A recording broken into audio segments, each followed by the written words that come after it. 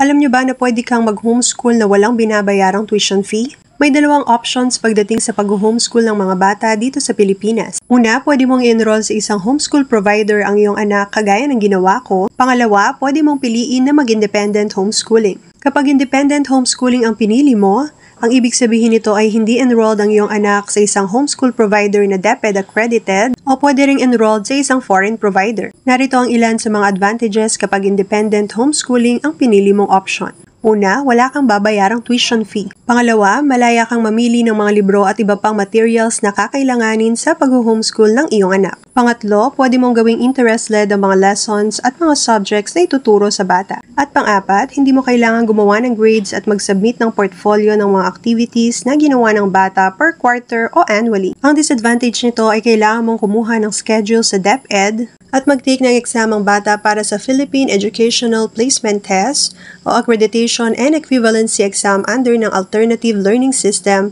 kapag gusto mo nang ilipat sa traditional school ang iyong anak. Please like, share at pa-follow na rin po for more autism and homeschooling activities and tips na ibabahagi ko sa mga susunod na araw. Salamat!